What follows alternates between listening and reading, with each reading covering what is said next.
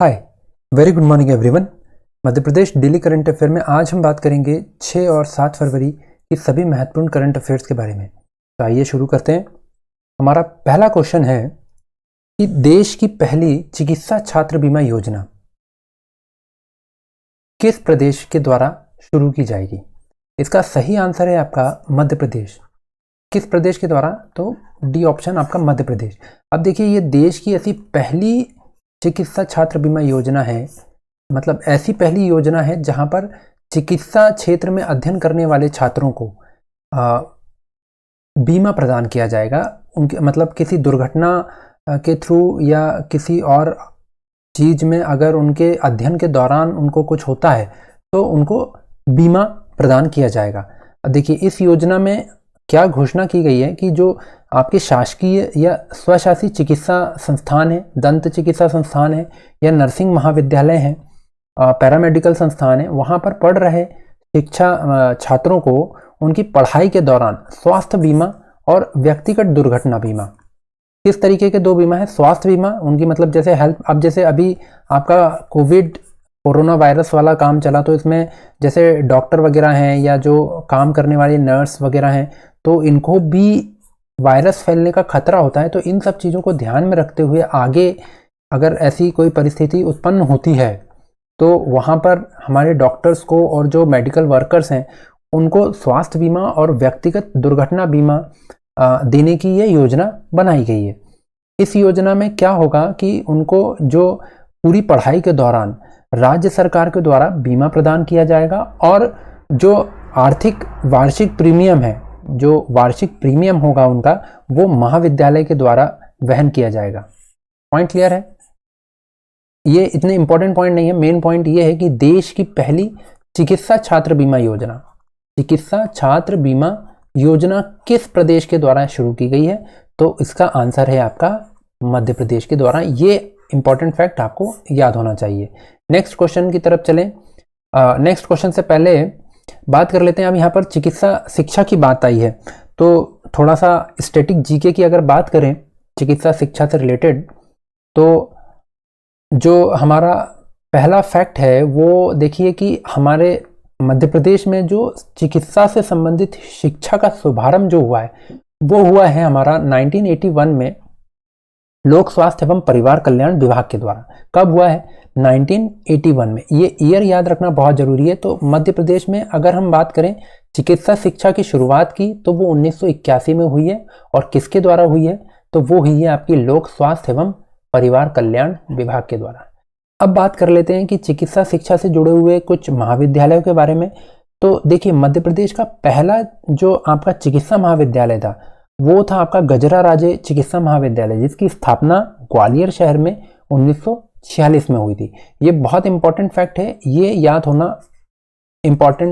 याद होना ही चाहिए। इसकी स्थापना कहाँ हुई है? तो इसकी स्थापना आपकी हुई है ग्वालियर में। और कब हुई है? 1946 में। ईयर और प्लेस दोनों ही याद रखना इंपॉर्टेंट है। सेकेंड हम बात करें महात्मा गांधी मेमोरियल चिकित्सा महाविद्यालय की, तो इसकी स्थापना हुई है आपका इंदौर शहर में। कब हुई है? आपके 1948 में। पॉइंट क्लियर है? थर्ड है आपका गांधी मेडिकल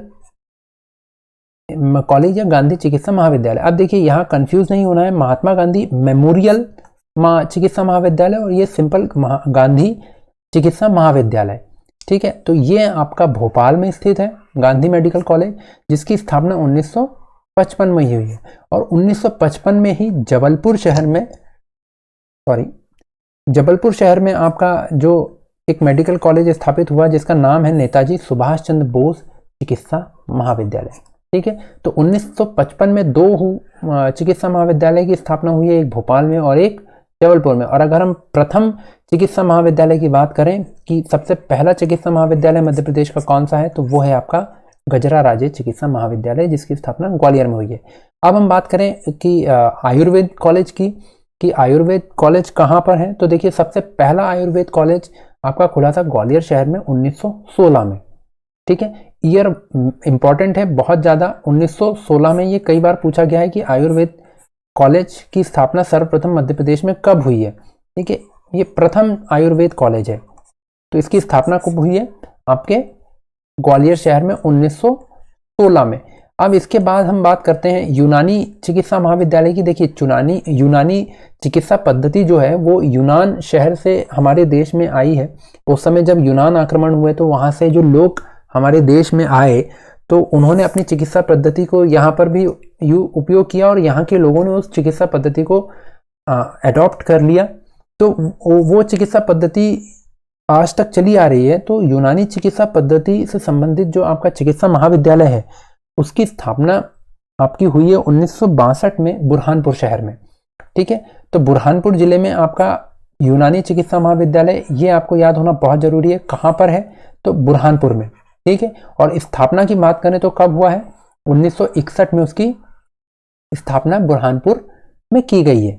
ठीक है, और ये मध्य प्रदेश का प्रथम यूनानी चिकित्सा महाविद्यालय है। Point clear. अब प्रथम दंत चिकित्सा महाविद्यालय की अगर हम बात करें तो उसकी स्थापना इंदौर में हुई है। ठीक है, और कब हुई है? 1961 में। पॉइंट क्लियर है।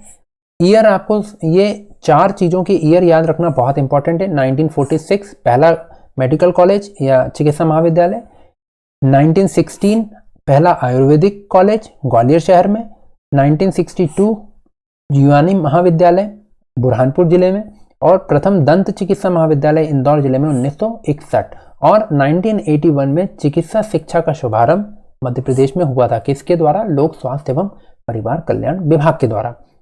अब नेक्स्ट क्वेश्चन पे चलते हैं। नेक्स्ट क्वेश्चन है हमारा कि मध्य प्रदेश में कहां एसीसी लिमिटेड की नवीन इकाई की स्थापना की जाएगी, ऐसी घोषणा की गई है आज। तो देखिए जो ACC limited, ACC mainly cement बनाने वाली कंपनी है, तो इसका एक और नई यूनिट के लिए भूमि पूजन अभी किया गया है, और वो किया गया है आपका अमेहटा, जो कि कटनी जिले में है। कौन से जिले में है? आपका कटनी जिले में। तो कटनी जिले के अमेहटा में एसीसी सीमेंट या एसीसी लिमिटेड की एक और इकाई स्थापित की जाएगी, जिसके लिए भूमि पूजन आज किया गया है। ठीक है, अब अगर बात करें तो जो अभी पिछले साल हमारा मध्य प्रदेश में जो एक नियम लागू किया गया था कि जो भी कंपनीज हैं वो उसमें 75% जो है वहाँ के स्थानीय लोगों को रोजगार देने का प्रावधान रखा गया था। तो उसके अकॉर्डिंग लगभग 5000 लोगों को ये जो प्रोजेक्ट कंप्लीट होगा तो इस प्रोजेक्ट में लगभग 5000 लोगों को रोजगार मिलने की संभावना है। ठीक है, और ये जो पूरा प्रोजेक्ट है एसीसी लिमिटेड का, ये लगभग 2022 में कंप्लीट हो जाएगा, और 2000 करोड़ की लागत इस प्रोजेक्ट को कंप्लीट करने में आएगी, जिसके लिए भूमि पूजन या भूमि अलॉटमेंट किया गया है। पॉइंट क्लियर है। अब इसके बाद नेक्स्ट क्वेश्चन देखते हैं। हमारा नेक्स्ट क्वेश्चन है कि हाल ही में सब नेशनल सर्टिफिकेशन कार्यक्रम अभी हाल ही में शुरू हुआ है आज ये कार्यक्रम। तो ये कार्यक्रम किससे संबंधित है?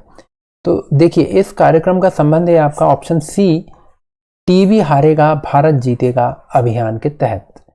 इस अभियान के तहत ये कार्यक्रम को शुरू किया गया है, जिसका मेन जो एम है कि टीबी के प्रति जागरूकता फैलाना और 2025 तक भारत को टीबी मुक्त बनाना इस अभियान का मुख्य लक्ष्य था। तो ये जो कार्यक्रम है, इस कार्यक्रम की शुरुआत कहाँ की गई है? इस कार्यक्रम की शुरुआत हुई है आपके सीहोर जिले में। पॉइंट क्लियर है। ठीक है, और किसने की है? तो इसकी शुरुआत की है हमारे जो स्वास्थ्य मंत्री डॉक्टर चौधरी हैं, उन्होंने इसकी शुरुआत की है। और ये किस कार्यक्रम से संबंधित है, किस अभियान से संबंधित? तो टीबी हारेगा भारत जीतेगा अभियान से।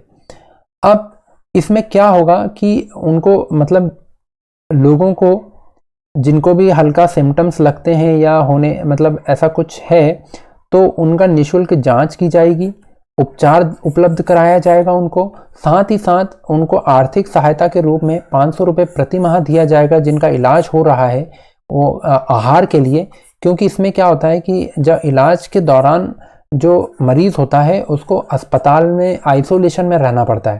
ठीक है, तो उसके लिए उसको आहार के लिए प्रति माह 500 रुपये की आर्थिक मदद दी जाएगी।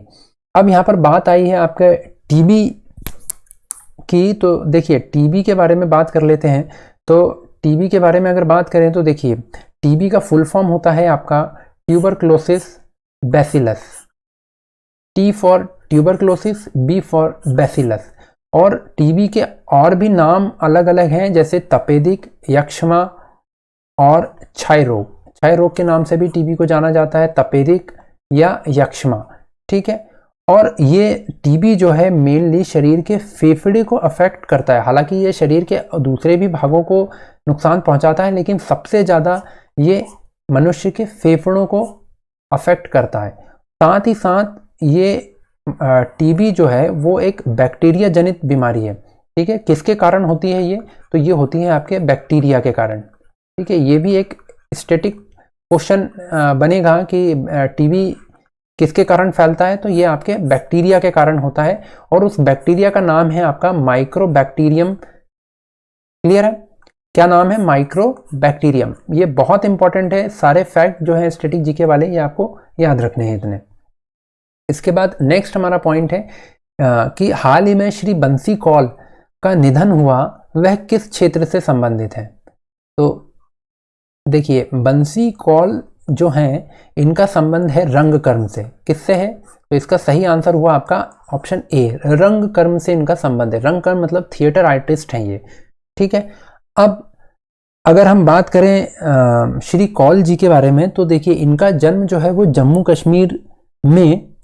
कश्मीर के श्रीनगर में 23 अगस्त 1949 को हुआ था। ठीक है। ये हालांकि इतना इंपॉर्टेंट नहीं है। हाँ, ये जरूर इंपॉर्टेंट है, कहाँ हुआ है? तो श्रीनगर में, जम्मू कश्मीर में। ठीक है। ये एमपी के नहीं है, इनका जन्म एमपी में नहीं हुआ है, कंफ्यूज नहीं होना है। ठीक है। इसके बाद सेकंड पॉइंट की अगर बात करें इनके अवार्ड से रिलेटेड, अभी हमने बात कर ली, ये रंगकर्मी थे, थिएटर आर्टिस्ट थे। तो अवार्ड की अगर बात करें तो इनको संगीत नाटक अकादमी, पद्मश्री और कालिदास सम्मान से सम्मानित किया गया है। तो सबसे पहले हम बात करें संगीत नाटक अकादमी की, तो संगीत नाटक अकादमी अवार्ड जो है वो इनको पुरस्कार वो 1995 में प्रदान किया गया था। कालिदास सम्मान अगर बात करें हम, तो कालिदास सम्मान 2016-17 में इनको दिया गया है। और अगर हम पद्मश्री की बात करें, जो बहुत इंपॉर्टेंट है, तो वो 2014 में इनको प्रदान किया गया है। तो संगीत नाटक अकादमी पुरस्कार इनको कब मिला है? तो संगीत नाटक अकादमी 1995 में।